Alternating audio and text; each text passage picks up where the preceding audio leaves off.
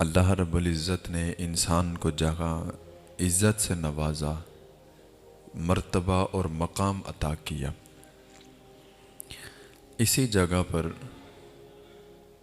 ایک چیز ہے کہ جب رب تعالیٰ ہمیں نوازتا ہے، جب رب تعالیٰ ہمیں عزت کا مقام عطا فرماتا ہے،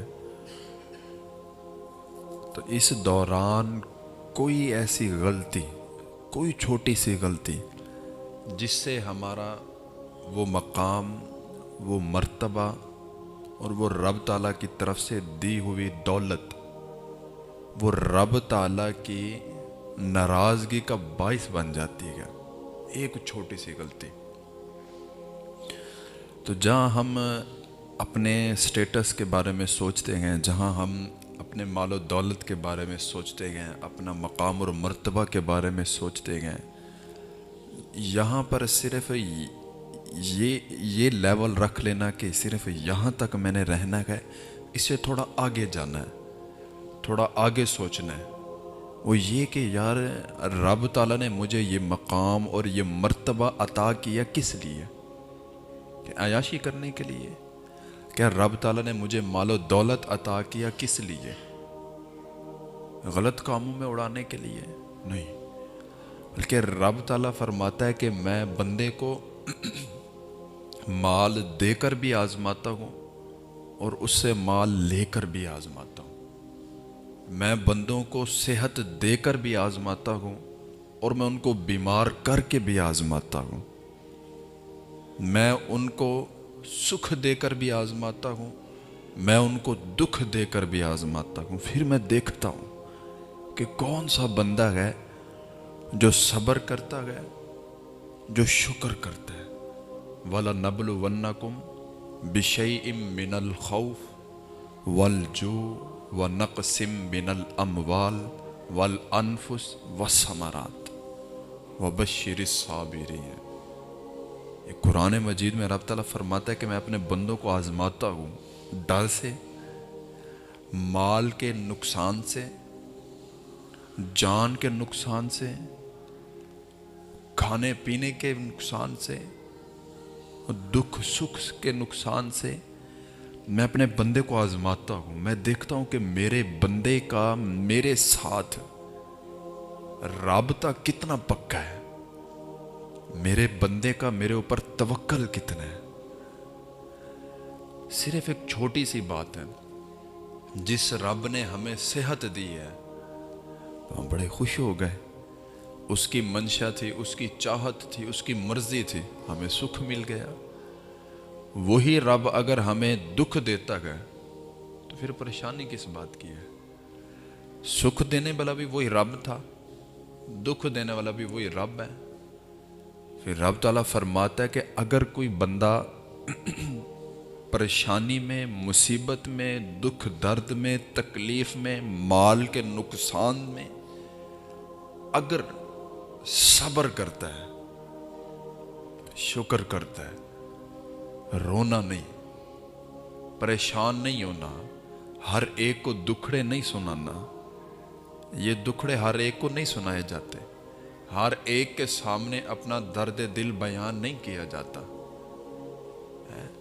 میری داستان حسرت وہ سنا سنا کے روئے، میرے آزمانے والے مجھے آزما کے روئے۔ کوئی ایسا اہل دل ہو کہ فسانہ محبت میں اسے سنا کے روں، وہ مجھے سنا کے روئے۔ تو ہر کسی کے سامنے دل کا حال بیان کرنا بھی اچھا نہیں، ہر کسی کے سامنے اپنے دل کی کیفیات کو بیان کر دینا بھی اچھا نہیں۔ کوئی بندہ ہوتا ہے جس کے سامنے یہ حالات، یہ کیفیات بیان کی جاتی ہے، ہر ایک کے سامنے دکھڑے نہیں روئے جاتے، تماشا بن جاتا ہے۔ تو کوئی ایک بندہ ہوتا ہے جو ہم ڈھونڈتے ہیں کہ یار اس کو ہم اپنے دل کی بات سنائیں، دکھڑے سنائیں، ریئیکشن اچھا ہونا چاہیے۔ جب ہم کسی کو بات کرتے ہیں تو پہلے ہم کیا کہتے ہیں کہ یار میں تجھے بات بتانے لگا ہوں، آگے نہ کسی کو بتائی، یار میں بڑی نہ تیرے اوپر اعتبار کر کے تجھے یہ دل کی بات بتا رہا ہوں، آگے نہ کسی کو بتانا۔ لیکن انسان ہے، وہ نکل جاتی ہے بات۔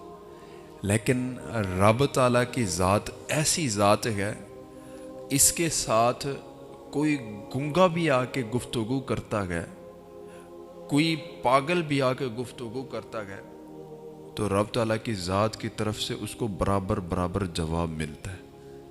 اور یہاں پر ہر بندے کی سنی جاتی ہے، دکھ درد ادھر بیان کیے جائیں۔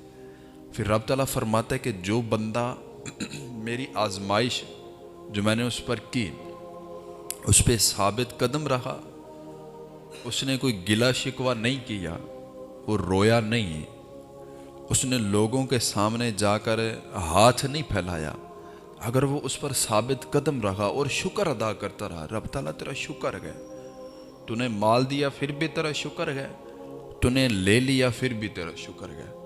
مال مل جائے تو شکر ادا کریں، مال نہ ملے تو صبر کرے۔ پھر رب تعالیٰ فرماتا ہے کہ جو بندہ ایسا کرے کہ مال کے ہونے پر شکر ادا کرے، اور جب مال نہ ہو تو صبر کرے، پھر رب تعالیٰ فرماتا ہے کہ ایسے بندے کے ساتھ رب تعالیٰ بذات خود ہوتا ہے۔ ان اللہ مع الصابرین وبشر الصابرین۔ اللہ تعالیٰ فرماتا ہے کہ جو بندہ مشکل حالات میں صبر کرتا گیا، جو بندہ مشکل حالات میں شکر کرتا گیا اور رب تعالیٰ پر بھروسہ رکھ کے زندگی گزارتا ہے، شکر ادا کرتا ہے، باری تعالیٰ تیرا شکر ہے، تو نے مال سے نوازا تھا تب بھی تیرا شکر ہے، تو نے مال لے کر بھی آزمایا تب بھی تیرا شکر ہے۔ ہر حال میں جو بندہ رب کا شکر ادا کرتا ہے وہ کبھی بھی پریشان نہیں ہوتا، وہ کبھی مایوس نہیں ہوتا، اس کی ذہنی حالت کبھی خراب نہیں ہوتی۔